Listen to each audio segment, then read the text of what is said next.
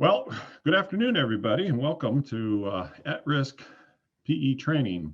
Like I said, I'm Peter Anderson. I'm a retired annuitant within the Office of Implementation. Most of you probably know my name if you've been around for a little bit, because prior to my retirement, I spent my last 11 years in local assistance as an area engineer for mainly districts 1 and 4. So as we go through, here's our outline, kind of what we're going to cover today. Today's cover the PE at risk. What we got going from the federal legislation down to the office bulletin that was developed. We'll be talking about eligibility, how to implement, and 3 different areas from our LAPM 3A, LP 3000 finance layers, and FADs, and of course we'll have time for questions at the end. Section 1440 of the FAST Act authorized Federal Highway Administration, FHW, reimburse recipients and subrecipients for preliminary engineering PE costs incurred prior to project authorization. Very much different than what we've ever utilized before. We've always said you cannot receive, you're not eligible until you get authorization. This is changes that whole concept. So prior to this section, you had to get your authorization. And then in addition to this, FHWA issued their memo on March 19, 2020. And then from that, which clarified the section 1440. And then on August 11th, 2020, the Division of Local Assistance issued Office Bulletin 2003 at risk engineering. And one of the things we'd like to point out is that the FAST Act covered funding through October of 2020 and has officially expired, but provisions of that act continue until a new act is authorized by Congress and signed by the President. So in terms of at-risk eligibility, applies only to allowable pre-construction project development and engineering costs, anything that we do under the PE phase. Does not include planning activities, right-of-way acquisition or construction. And for an agency to seek reimbursement for their PE costs, the agency must submit an at-risk PE authorization. And then an agency may invoice once the PE E7 authorization has been approved. Funds have been covered by local programs accounting, and also master and program supplement have been executed. So eligibility, if a project is eligible for at-risk PE, they may seek reimbursement back to either the effective date of the FAST Act, which was October 1st, 2015, or the federal approval date of the FSTIP, whichever occurred later. The project and the PE phase must be in a federally approved FSTIP at the time PE reimbursement begins. The funds may be federal or non-federal at the time of authorization, but the PE funds must be federal. So when the agency starts the project and they're going to utilize at-risk PE, they're starting with their own funds, but the FSTIP the funds in the FSTIP do not have to be federal at that time. They can be identified in the FSTIP as local funds. When we do the E76 for PE at risk, we would like to get a copy of the something that basically justifies the FSTIP with the effective date. So the agency can do one of 2 things. Some agencies are entering the initial approval date into their current FSTIP documents, or they can supply a copy of their FSTIP showing the effective date. So if they're asking for a date that was, say, 6 months ago, they should supply a copy of the FSTIP with their submittal showing and justifying and verifying the date of when they're going back for federal approval. Oops. So in terms of eligibility, continuing, Other than an agency receiving an authorization for P, all federal requirements must be met. They have to have the, if they're utilizing consultants, they'll have to do their LAPM 10Cs. They must have their DBEs and also their ICRP. At-risk policy does not eliminate the need to adhere to CTC guidelines. CTC guidelines state that a phase is not eligible for reimbursement until the funds have been allocated. They may invoke at-risk PE after the CTC has allocated the federal funds. In addition, they may implement SB 184 to allow for reimbursement in advance of the actual allocation. And then for the NEPA environmental review process can begin without demonstrating fiscal constraint. However, full funding for subsequent phases must be included in the approved FSTIP before NEPA can be signed. Those are standard rules.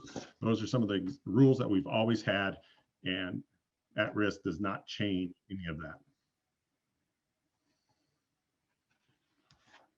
So this is kind of just a real bare essential kind of how our timing of traditional, how we traditionally would see timing of an authorization. We'd see an approved FSTIP, and then someplace along the lines, we get a PE authorization. We'd perform the PE work, go to construction, get the construction authorized, and then construct the project. Now, a PE at risk, we kind of have the exact same thing. We have the FSTIP, but they can perform the work. We have a construction authorization, construct the project. But that PE authorization, that can occur at any time. It does not have to occur during the PE phase. It can actually occur prior to like final voucher.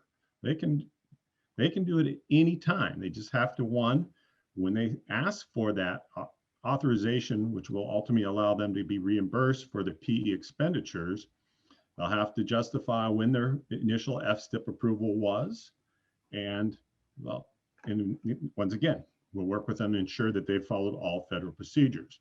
And once the authorization is done, then they can start seeking reimbursement.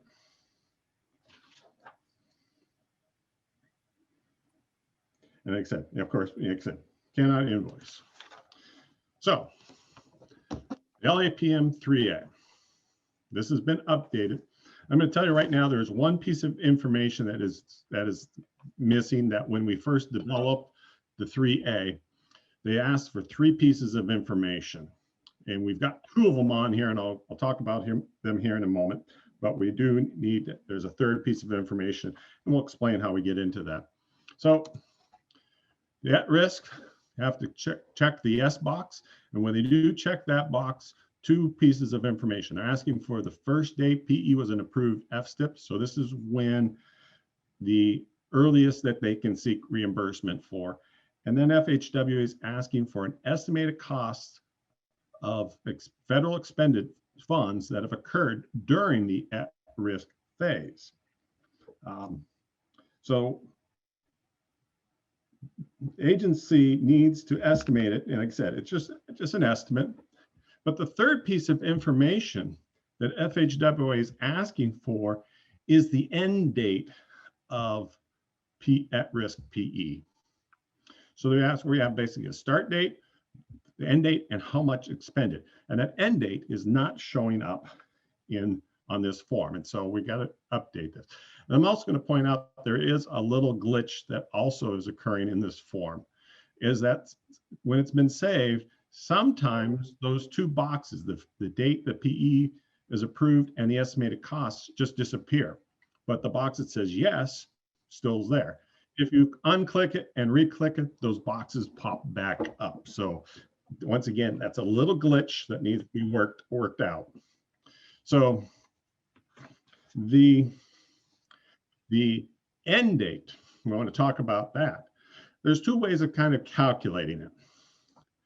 If we're doing the PE at risk and we're still in the PE phase, and that we're going into future, we'd be using the date approximately of the date of the authorization request. So the agency can just basically say, well, we're using today. For example, if we got a PE at risk, we're still in the PE phase, and E76 came into me, I'd basically use today's date as to say, this is the end date, and the estimate would be this. We have a note that we're required to put into FADS that explains this, and we'll get to that note here in a moment.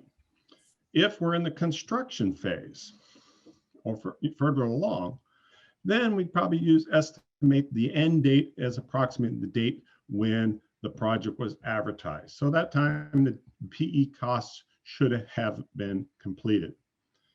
So these are the start date is a hard, fast, absolute rule date. It has to be justified, it has to be approved and verified through the FSTIP. The estimate and the end date are they're estimates.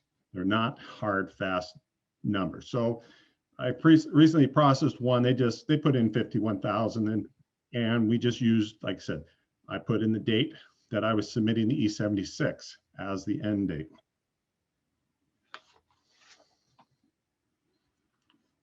So here's the thing: you're evoking, they'll check yes, and approved FSTIP date, and then the cost, estimated cost. LP 2000 has been updated to incorporate an at-risk PE date. And once again, it's the effective PE reimbursement date. Should be consistent with the 3A. We want to make sure they're always consistent with each other. So this is the date PE first approved in the FSTIP. And like I said, should be the same date as what's on the LAPM 3A. And this date then is carried over into the finance letter, right there, up in the upper part thing. Shown on the very bottom, it has effective PE reimbursement date, 6/25.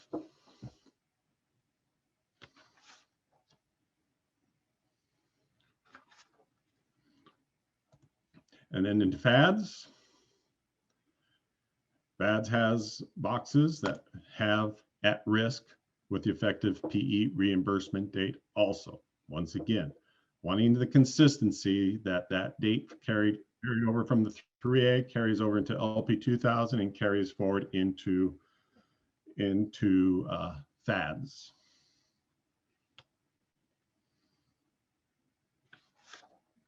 Now here in the comments, the districts not necessarily have to populate this, but it would be helpful because you'd be aware that what we need to do.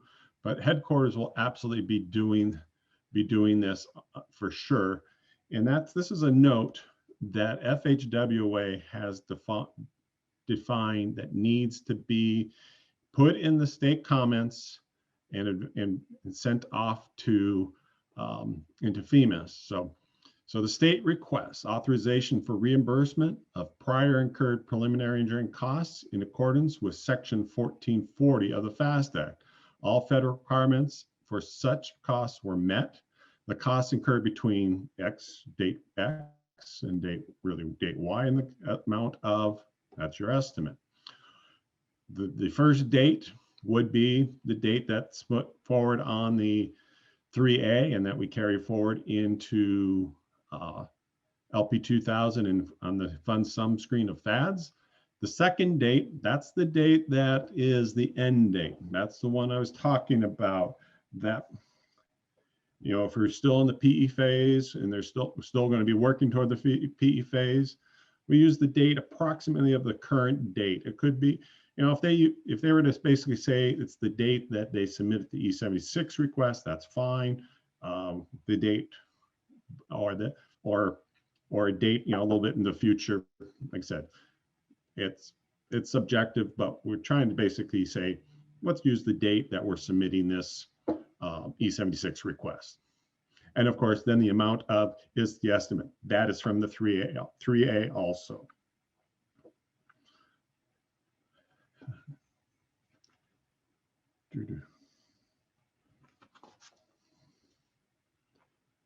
And like I said, then, in the FADs, like I said, you got the send to FEMAS, that box must be checked. That if you don't check it, the area engineers and headquarters are the ones who will double check to make sure that that box is checked and that that note is transmitted to FEMAS.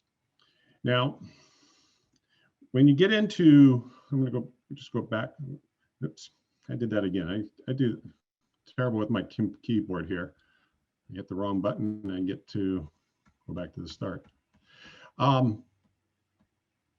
When you are processing an E76 request, and you've got, your first authorization is the at-risk PE, and you check the boxes. Let's go back to, you check this at risk for effective PE reimbursement date. So, and we're still doing the PE phase. When you come forward for the construction phase, you do not have to have the at-risk checked yes. When you generate the next sequence, that box will be populated with a yes with the effective date. It's no longer needed at that time because that sequence for construction does not need to have the PE at risk checked with the construction phase. The note that was put forward here in FADs, that will continue forward. Hi, this is Ben from District 11. This is just a question to the group. So what is at risk when we talk about PE at risk to the agency? Since they're performing work PE before it's authorized, what would be why is it called PE at risk if that's being approved at some later point?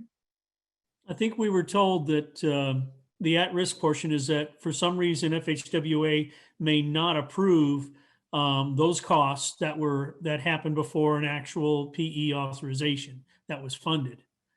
That's the only at-risk part that I believe we were told. So there isn't much incentive then for an agency to proceed with PE at risk, unless they have a contractor that's on board and he really wants to do the work, or a consultant. I don't see any real benefit of having an agency. Yeah, the problem work. Yeah, the problem I see is that if the current administration, I mean, I'm talking the White House, if the current administration is overtasked for funding, they may ask that new transportation secretary, hey guys, the PE at risk, that may not be something we can afford to fund because of X, Y, or Z. That would be the signal that the local agencies should buckle down and stick with their funded, program funded stuff rather than taking that at risk. But that signal hasn't happened yet. And I think it's, as long as FHWA is solvent, I think it's a fair shot that the local agencies can capture those early costs, and they want to do that. They really do. As far as start working right away. Oh yeah, instead of having to wait. Yeah, it's like getting an AC. If you're getting an AC for PE, you're not actually starting on. This is a question I put in the chat for the instructor to go ahead and answer. Is that when I first heard about this, I thought it was that they couldn't start work on the at-risk PE until it came out in FEMAS that date. But I could be wrong. It could be the date of when they have a complete package to submit to you, which is what I think Peter Anderson is telling us. And so I threw that question in the chat just for the sake of revalidating what he said and say, okay, is this really the date, or do we have to wait for the FEMAS date for the at-risk PE authorization? And if he says, no, it's the complete package date, then so be it. As long as this is covered. Yeah, so there's a couple of things for at-risk, Ben. One is when the agency comes in, we have to make sure that they followed all federal processes. So if they've already done the work, that's a risk, right? Did they follow the federal processes or not? If not, then we can't pay them. Also, it's when they program funds, it won't have federal funds on it yet. So they're going ahead and moving forward with their local funds and then coming in later on the assumption that they will get federal funds at some point on the project. And then that's when they come in for to get that authorization. Does that answer your question on what would be the risk? I mean, it's very low on as far as the funding not being there. I think it's just we'd have to look and see. They got to make sure they follow the federal regulations, and they are kind of taking a risk with their own funding, assuming that they'll get federal funding later. Yeah, it's just kind of giving them the green light on, I guess, on starting work without having that authorization, I imagine. And you know, you do see that occasionally when the consultant wants to jump on board and they have somebody already and they want to start the work already. I can see that happening already. But even when they do PE work, that has to be reviewed also to see if that was acceptable, and it does get reimbursed appropriately. So even that is a risk in itself.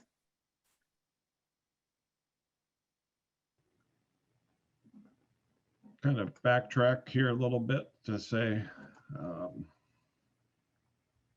so we kind of talked about FAD. So one of the questions here is, what's really the difference between at-risk PE versus advanced construction? And that the AC can be used, one, for any phase of a project, while at-risk PE only applies to the PE phase.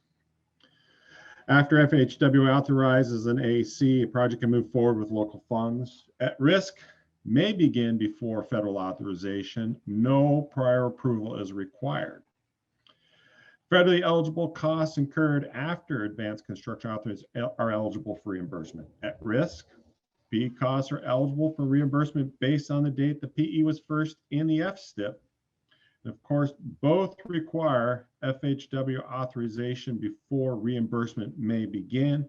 And of course, you have to have a master agreement, PSA, executed for reimbursement. Another key point is the 10-year PE rule.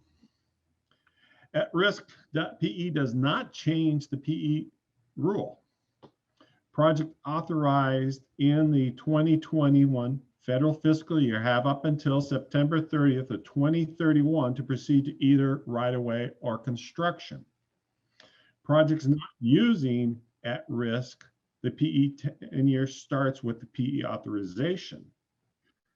Projects utilizing at-risk PE gain additional time because the time before at-risk authorization does not count against the 10-year rule. So for projects that look like they're going to have long lead times in the PE phase, this is a good strategy to use to avoid having a project fall into that where PE has gone greater than 10 years. There's a couple of resources. Like I said, first resource is a copy of the FHWA's March 19th memo. And the second one is our office bulletin. And so to summarize, the Office Bulletin 2030 was issued on August 11th of 2020. This applies once again only to the PE phase. It is retroactive to the effective date of the FAST Act, which was October 1st, 2015. The PE phase must be an approved F-STIP document or amendment. An agency must keep a copy of the F-STIP in their file showing the original program PE funds. And like I said, when we do the PE at risk, they should either have that documented some way in some form when they submit their package to us. It can be either be identified through their existing F-STIP or just simply submit a copy of that F-STIP page. Reimbursement is allowed for PE costs incurred prior to project authorization, assuming the costs were otherwise for eligible activities. Incurred costs can be reimbursed back to the effective date of FAST Act and or the approved FTIP. The LAPM 3A authorization has been updated to include the at risk with, like I said, with a little work that still needs to be done. FADS and LP 2000 require an effective P reimbursement date to be entered. I want to make sure, emphasize those dates need to be consistent with each other.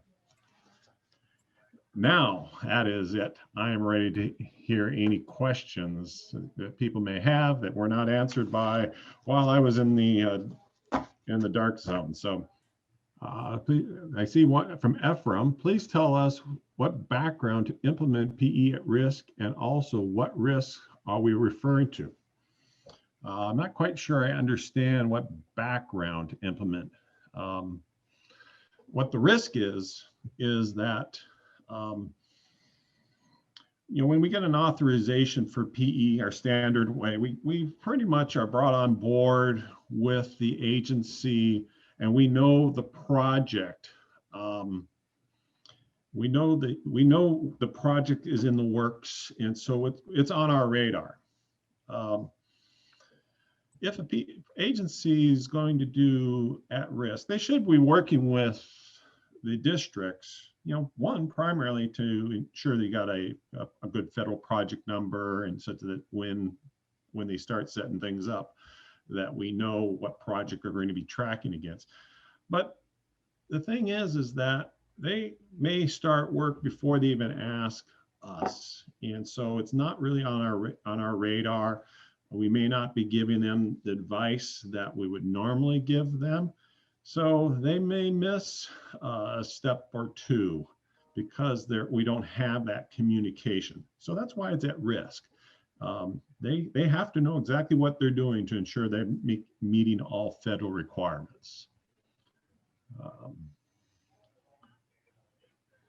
The background history in terms of I'm assuming the at risk, like I said, the history just simply, it was put into the FAST Act, and it took a little bit of time for FHWA to get an implementation. Of course, FAST Act was started years ago, and it finally got implemented basically just recently, as this last fall. So I don't know much more about the history as to what the thought was, other than then, the concept here is to help agencies deliver projects, maybe faster. And this is one way to allow them to start the work on their projects without having to wait for an authorization. Isn't the end date the date of authorization? Yes, that's what I'm kind of emphasizing when we are working with PE at risk. If we're in the PE phase, yes, it's the date of authorization. But if you're already well into construction, really that end date is not the date of authorization. It's when you're in construction, the preliminary work should have ended by the time project literally was advertised. And so that's why I'm emphasizing using the date of advertising of the project as the end date in that case. So yes, you're right, but we want to use something more realistic date and say, so if it's in the construction phase, then we would want to use the date of advertising of the construction. Let's see, next, does that set amount in stone? No, like I said, the dollar amounts and everything, the date, the estimate that's put on the 3A is just it's an estimate.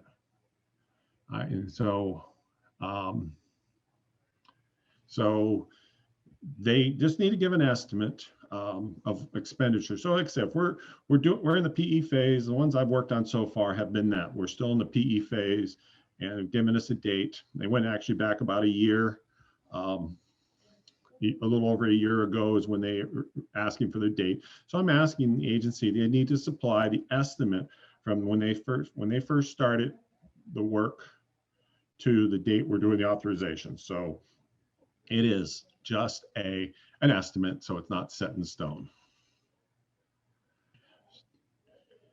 And the answer that yes, a new project be amended into the FSTIP? Absolutely. they can amend a project in. It gets amended in, then that date that project is amended in would be the date that it's first in the F-STIP. And so further down the road, that then they can implement the at-risk and get the authorization, say, in a year from now. So if they got the project, let's say they got a project amended in the F-STIP as of today, we could do the E76 today also. But if they want to do the at-risk, since we don't want to start the PE clock, so they start the work, they use their own funds, and then a year from now, we execute the at-risk PE authorization. They can go back to this date, and then estimate the expenditures between today and the future, and then report that. Somebody would ask the bridge program. Still got to work with the bridge program a little bit to get this worked out. Don't have the exact, but I'm going to say that the thing in the bridge is that the bridge database has PE programmed in a certain fiscal year. So it's still eligible that they could start work prior to the funds being programmed into the program. If they were in the if they are in the F-STIP, and say initially possibly programmed with local funds, and that they're going to get programmed then later with federal bridge funds, can do that. So this is an area I still have to work with Linda Newton a little bit to just get clarification as to what they're going to be looking for, because they maybe have some issues there. So, but it's not to say they can't do it. It's just a little bit trickier with bridge and the way that bridge database works. So we'll get some clarification on that. Let's see. Mark Mueller. We need a way to get projects into the Fs before they are programmed for federal HB funds. Is there a way to make this happen? That's a programming question. Like I said, we'll talk with Linda Newton to get some clarification on how we want to handle some of the bridge.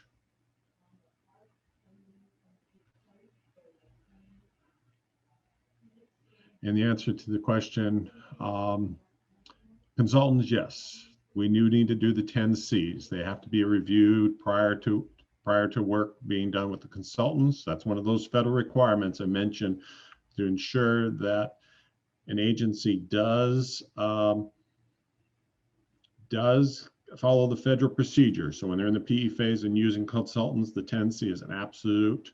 And that's one of those things we have to make sure we're in communication with the agency, and that they want to do this. They just need to talk to our district engineers.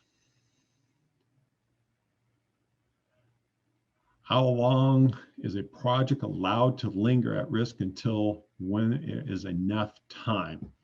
I don't think there's a hard, fast time period.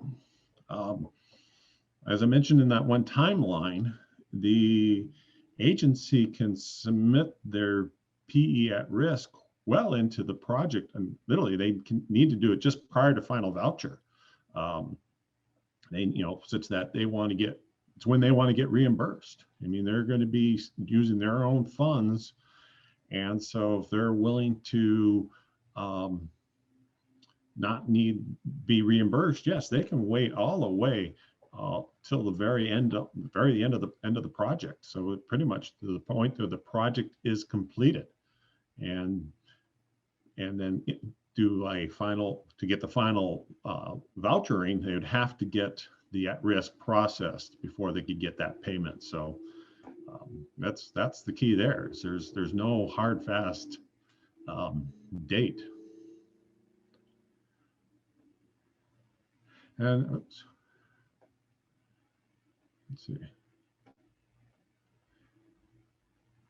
It's about, let's see, Mr. Miller again. It's about having funds in the FSTIP at a certain date of the FSTIP, not which year the funds are programmed in. Correct. It is the date. It's not the fiscal year the funds are programmed in. It's the date the amendment date. So, or you know, if we're dealing with an amendment, it's the date the amendment. If we're dealing with the FSTIP, it's the date that was originally adopted. So we're still working with the 2018 FSTIP. Theoretically, if something was in the 2016 FSTIP, it would still be eligible as long as it was after the date after the date when the FAST Act was implemented. So we can go back even into prior FSTIPs. We're going to be adopting the new FSTIP, I think in April is when the 2020, if they're going to call it 2020 or 2021, I don't know what they're going to call it. Normally it would have been adopted. Normally it would have been adopted in December.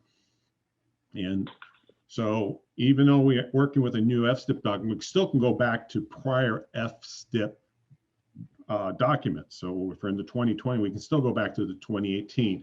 So it's based on the date of the FSTIP or STIP amendment date. And let's see, must be part of.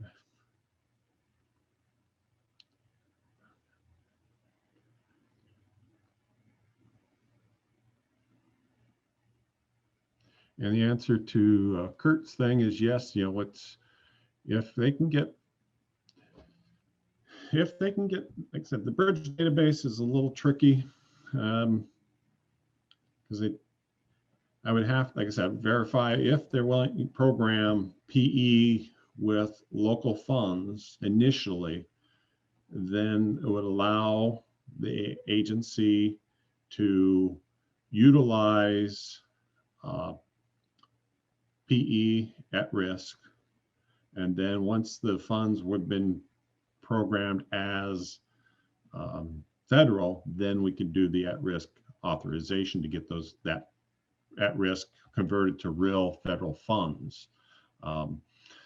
Yeah, so it's still a little area about that programming part of it with the bridge. It's only the bridge that I think is a little bit complicated because, like I said, we control that.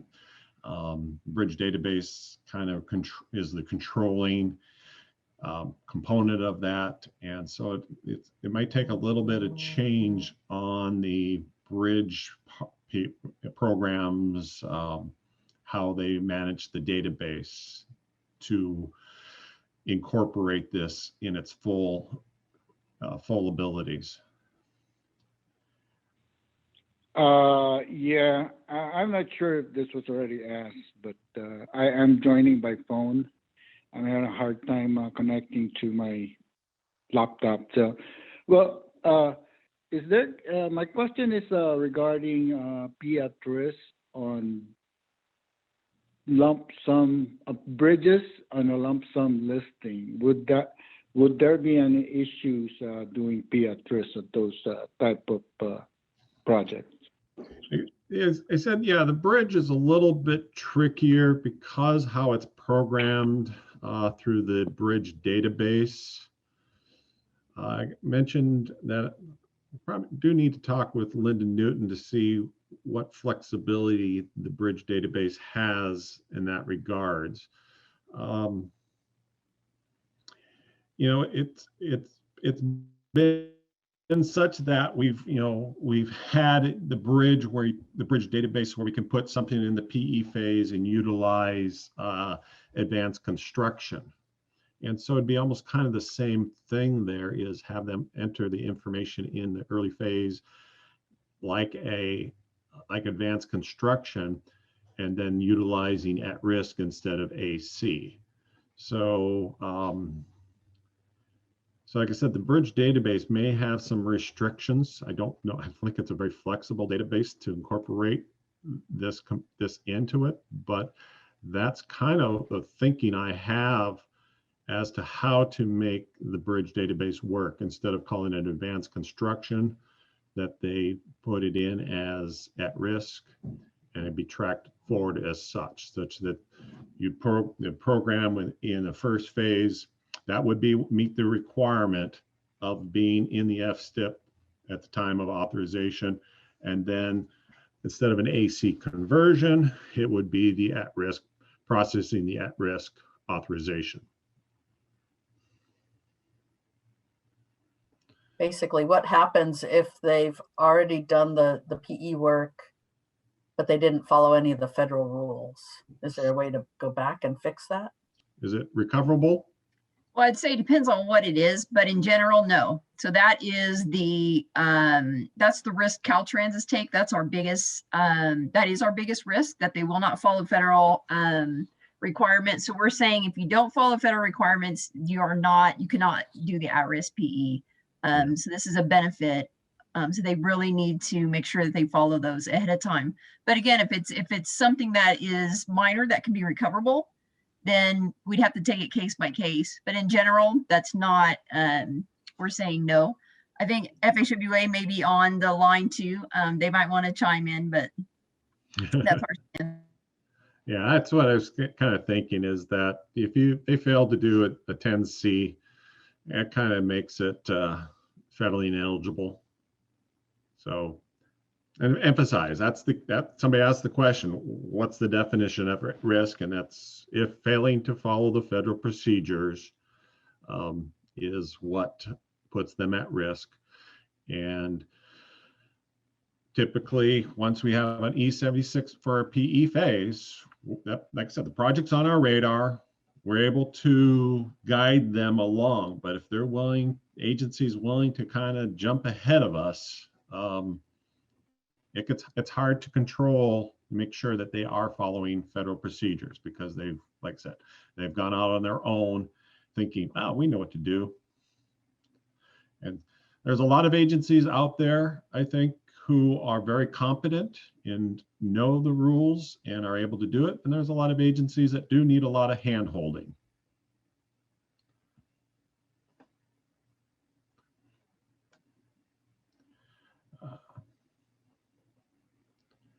Somebody, hopefully LAPM 5A will be updated to accounting, will pay. Yeah, the 5A has been, has supposedly been updated. I'm not exactly sure how it was updated, because I looked at it and I didn't see anything. It just said at risk. But of course we know they can't invoice without the at-risk E76, so the official E76 authorization. So we're not going, if we work on a project, we're not going to send a finance letter over to accounting. So there's no funds to encumber until the at-risk is processed. So we could we could send accounting an invoice or a finance letter for funds to encumber, say for construction, and they'll have that. And then if we did the at-risk while it's in construction, it would all of a sudden show up that there's PE funds on there. And we would, like I said, we'd have a note in there that they utilize at-risk PE. It would be on the date would be up in the comment or this section on the finance letter. So accounting would see that, and they would know that, okay, now we can pay, get invoices and pay them. There's more questions coming in. They do not have rows, boxes for. Yeah, so like I said, the LP 2000 financer, which accounting does get, will have the approval date for when PE is eligible for reimbursement. Like I said, key here is to help you, the district engineers, have a better understanding of these rules, and so you can help give them the guidance they need. So our official office bulletin is the direction.